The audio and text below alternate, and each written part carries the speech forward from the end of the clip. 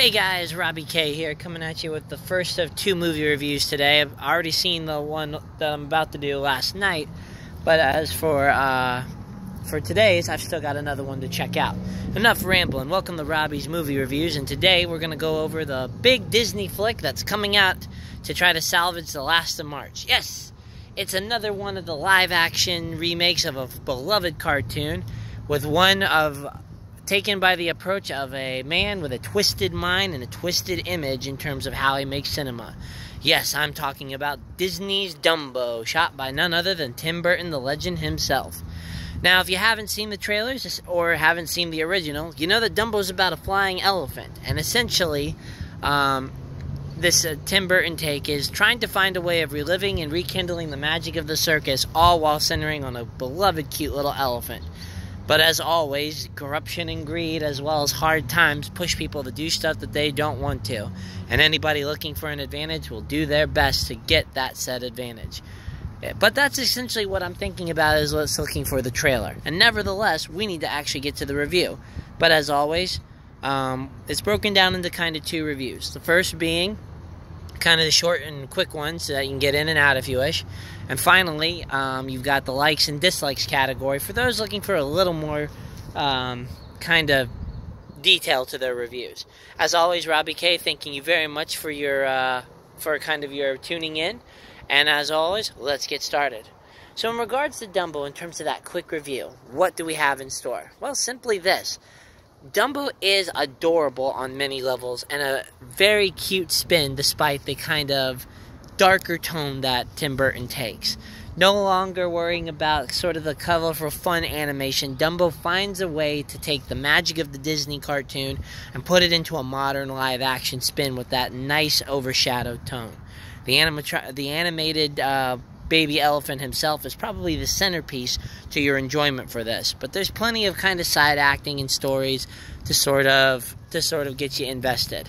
Of note, this one of course does have a few heartbreaking moments, so it is a sob story, but nevertheless one that you will find a lot of enjoyment in for a good number of the movie, or a good amount of the movie. Nevertheless, something else to bring up, though, is that the movie just doesn't quite have that same sense of Disney adventure and thrill.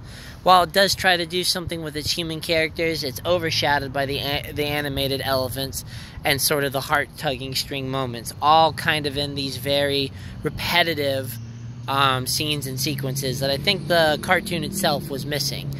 Because of those aspects, you know, it just doesn't quite have the necessity for half of the human cast. But hey, I give them props for at least trying.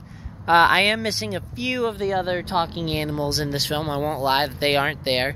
But at least you're getting past some of those stereotypes that were portrayed in the original cartoon that weren't quite well received in the modern day, as well as wasn't quite received back in upon further review. Nevertheless, it's an okay movie. I had fun with it, and I would say that most are going to be able to handle it. But of course, be ready for sort of the sadder components to kind of offset it.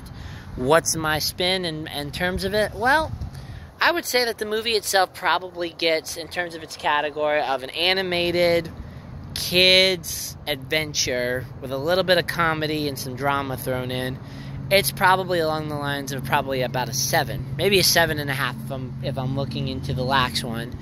But in terms of movie overall, it's probably a 6.5, a 6. It's not my favorite of the remakes that come out of Disney Studios, but it certainly is a fun adventure in itself.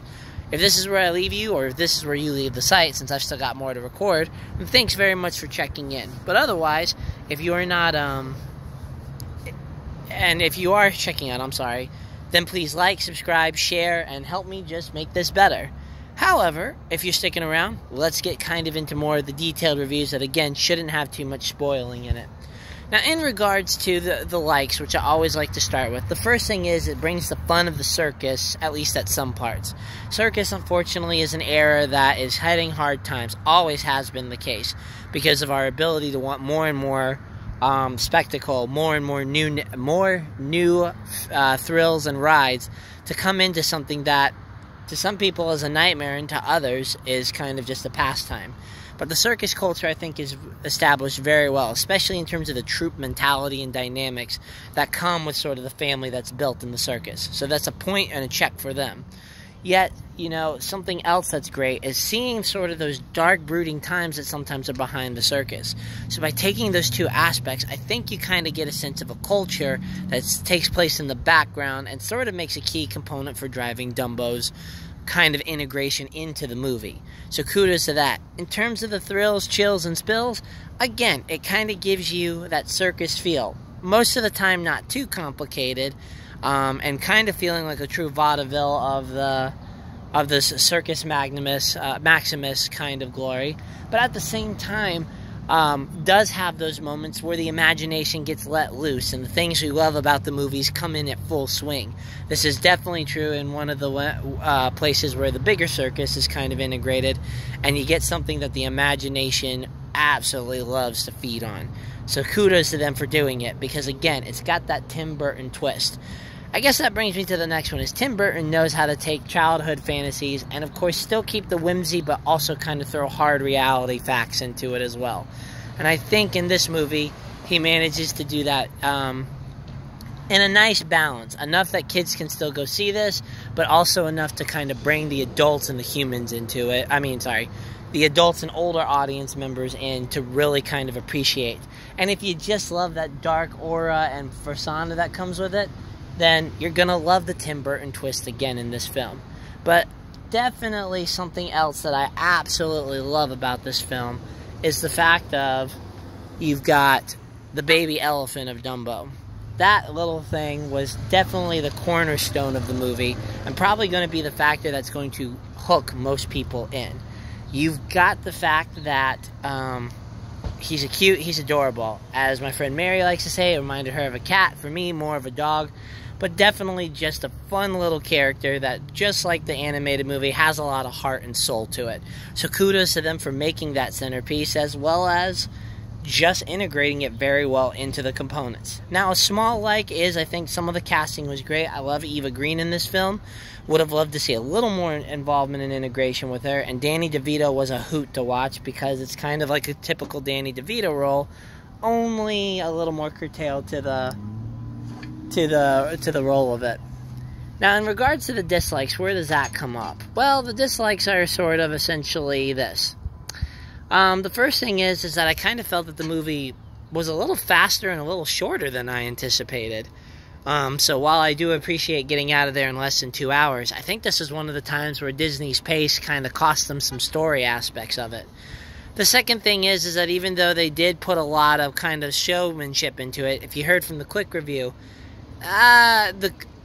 it becomes very repetitive when you see the very simplistic circus acts. As I remember in Dumbo, or at least the animated, you had a little more variety that drove the story. But in this one, kind of Dumbo's acts became sort of a simple play on repeat, just add a couple of people into it. So I can't necessarily say that that was their most creative process, but from a story building aspect in terms of Dumbo working on his kind of own personal struggles, it works.